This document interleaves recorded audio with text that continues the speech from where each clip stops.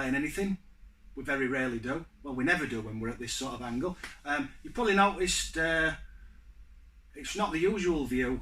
I've got the camera the opposite way around, and that's because it's a very sunny day and I was getting a lot of glare. Hopefully we're having the camera facing away from the window. I've managed to get rid of that. So yeah, it's a bit of a different view. It's always here. You just can't see it. Anyway, what we're doing? We're doing one of my 5 videos. I've done a couple of these now, top 5 videos, games I hate, games I love. And this one's going to be a bit different, but I'm hoping that people do get on board. I've really enjoyed not just doing these videos, but the fact that loads of people think about it and then do their own video. It doesn't have to be 5. I think I've said this in the past. You could pick more, you could pick less, you could pick 1. But I would like it if as many people as possible do get on board with this. Yeah. Anyway, what's this about? Right, well, I watched yesterday Nintendoarcades video. He did a Q&A video. I'm going to link it in the description thingy to this video. Brilliant video. Lots of people asked questions and he responded to them all. You know, it was a heartfelt video, I thought. Anyway, my question was, I'm going to have to look down here because I've a terrible memory. What game did you have an emotional connection to? And he gave a really good response. Yeah, really enjoyed that. Thanks, mate. If you watch this, thanks for that. Yeah. And why didn't I win? Yeah, there was a prize, and I didn't win. There should have been just my name in the box. Kidding.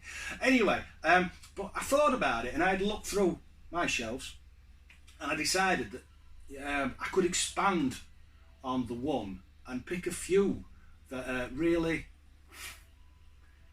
brought out memories for me, or emotions, and some good, some bad.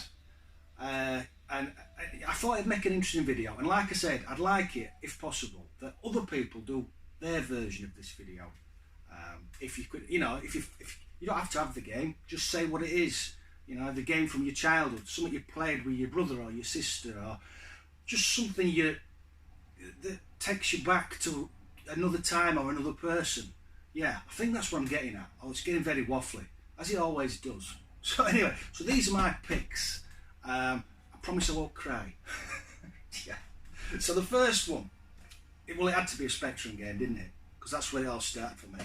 Is The Lord of the Rings. I've mentioned this before. It's a typing game, a text adventure. In it, you get the cassettes and the first part of The Lord of the Rings, the Fellowship of the Rings. It's a dreadful game. I can't play this. I never could play typing in games. But the reason this has such an emotional connection for me is I didn't have a very good relationship with my dad. He wasn't a particularly bad person. He just didn't like kids. I think that's the best way to put it. I think I was just in the way most of the time. He certainly wasn't interested in any of this. If he was still here now, he'd look around here and just think, what a waste. Yeah. So he never showed any interest in the Spectrum, because that's all I had while he was alive. Did I? No, I had the Nintendo as well. But anyway, so I started with the Specky, and he tolerated it. Yeah, he never showed any interest until one Christmas. I'll never forget, and that's why this game was such an emotional response for me. I'll never forget, we were in W.H. Smith's, my local one, and I was looking through the shelves, as everybody did as a kid. I don't think it really happens now, but you got vouchers. You got vouchers for W.H. Smith's, and you could buy games at Christmas. Anyway, so I was looking through the shelves, looking at games, and my dad took me.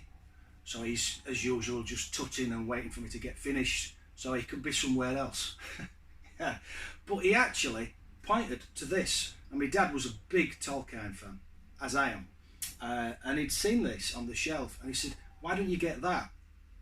So I picked it up. Now, my dad didn't look at the back, he didn't read it, there's no screenshots, it just tells you about the game. But he just saw the picture and said, why don't you get that? And I wouldn't have picked this up if I'd been on my own, but because my dad pointed to it, I picked it up and bought it. And we took it home, and my dad sat with me on my bed in my bedroom as it was loading. The loading screen came up, and then he got bored and wandered off. But he nearly played something with me, and every time I see this, it takes me back to that day. I must have been 12, no, 11 or 12. But to me, that was a big thing, so this fills me full of nostalgia, even though I think it's rubbish. Some people might like it. I can't do it. I can't play text adventures. For those a lot younger, you have to type in words. There's no clicking on the screen with a mouse like there is in more modern, like Amiga adventures. You had to type in, you had to tell him where to go, and the game had only recognised so many words. So if it was the word it didn't recognise, it just did nothing. So yeah, really takes me back, this one. A lot of hang-ups. Yeah, I'm not going to cry. So that's the first one, Lord of the Rings. What's next? Another one with good and bad memories. That's Elf. Elf on the Amiga. Stunning game, this. I don't know if you can see the screenshots there. Yeah, now, my good friend Paul, he sent me this. It's all complete.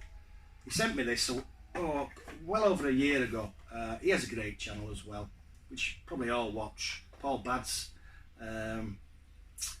Yeah, I'm getting lost. He sent me this, but I've been meaning to pick this up for ages. It's brilliant artwork. Bob Wakeling, one of his last, I think, that he did, to my knowledge. I don't think he did out on newer systems. I think he just stopped. The reason this game fills me full of nostalgia and so many emotional memories is it's one of the last games I played with my brother. Don't worry, he's still here. Not like my dad. My dad's passed away, but my brother's still here. Yeah, but we don't get on really. We're just not close. But when this came out, we sat and we spent hours and hours drawing maps like we used to do back in the day. Nobody does it now. If you get stuck, you go on YouTube and some 12-year-old tells you how to do it. Yeah, but back in the day, you got graph paper, you sat and you drew each room, what was in it, and yeah, me and my brother spent hours mapping this out. I think he's still got our original copy, but as I said, we don't talk. It's probably stuck in his loft, but in it there's loads of graph paper. I'd love to get hold of them and show them to you, showing all the levels. I don't think we finished it, so we never finished the map, but we spent a lot of time mapping it, and this is another game that really takes me back to my childhood and reminds me of times enjoyed with my brother. Yeah, so that's Elf on the Amiga. I think they're in shot. The next game is a bit newer. It's Soul Calibur on the Dreamcast. The reason this fetches back so many memories for me is this is the only game my daughter, Leah, has ever enjoyed. My daughter, even when she was young, she used to love, she'd always ask for this on, and she'd sit with a controller. She wouldn't even hold it properly, she'd just put it in her lap and just bash all the buttons, but she always won. Even to this day, she's not a gamer, but if she comes round, Soul Calibur's what she wants to play. If I can get her to play anything, it's always Soul Calibur on the Dreamcast or on the Xbox 360. Yeah, so playing this and looking at this takes me back to when she was little. She's a mum now. I'm a granddad, but it takes me back to when she was little, and she'd ask for it on. Usually when I was playing something else, so I'd have to switch it off, and she'd sit and she'd giggle and laugh, and yeah, just great game, but great memories. So Soul Calibur, yeah, that's a happy one. The next game is for similar reasons. This is my stepson's favourite game, Crash and Burn. He's younger than my daughter. Yeah, this is a bit similar to Destruction Derby, but obviously newer because it's on the Xbox. And you can also create your own vehicles. And my stepson, I got him an Xbox. I think it was his third Christmas.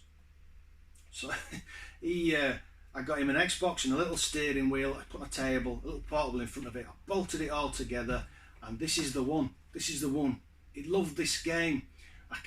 We'd wake up, me and my wife, after a night out, and we'd be able to hear him going did-it-do in his bedroom, singing along to tune. And even though he couldn't read, there's a lot of menus to go through on Crash and Burn. Even though he couldn't read, he'd memorised what to click on, you know, so he could work his way down and through to the game start without even being able to read what he was clicking on. He spent hours on this, and just looking at this takes me back to them days. Takes me back to walking in his bedroom and finding him sat in front of his little telly, nothing on but a nappy, dummy in his mouth, and yeah, he's taller than me now. But again, it's weird because I just look at this and I don't see the game. I see that time in my life. Yeah, a good 13, 14 years ago. So it's Crash and Burn.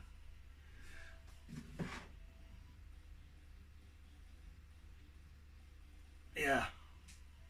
Final game isn't about anybody else. This is just about me. Yeah, and that's Star Wars: Knights of the Old Republic. Now, when this came out, I can't remember the year. It doesn't say on the back. Or if it does, I can't see it. When this came out, I'd been very ill. I'd had double pneumonia and pleurisy, and I'd been in and out of hospital twice. In fact, I'd been ill while on holiday in Australia, and we got back to Singapore, and it was touch and go whether they'd let me fly, and I didn't want to stop because I got no travel insurance. So I pretended I was a lot better than I was, just so I didn't end up having to take a second mortgage to pay for an hospital in Singapore. Anyway, long story short, eventually I ended up back in hospital, and when I got out, this had come out.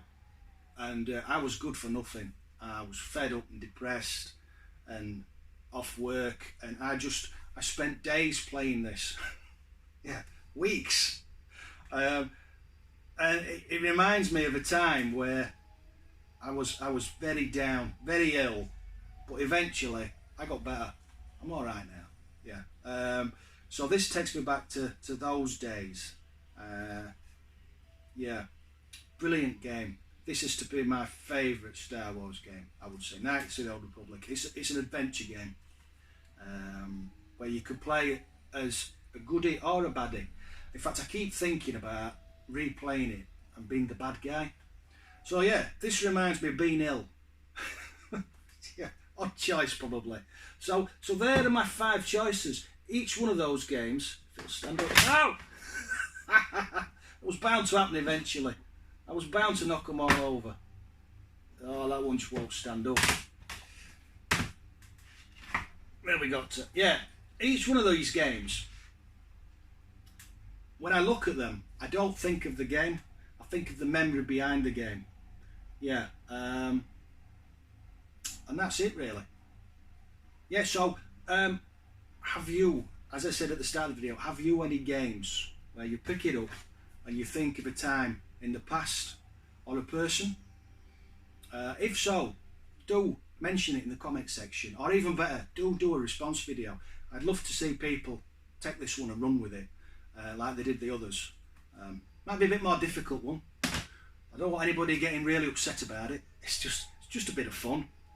Yeah, that's it. Thanks for watching, those who did. Catch you later. Bye bye.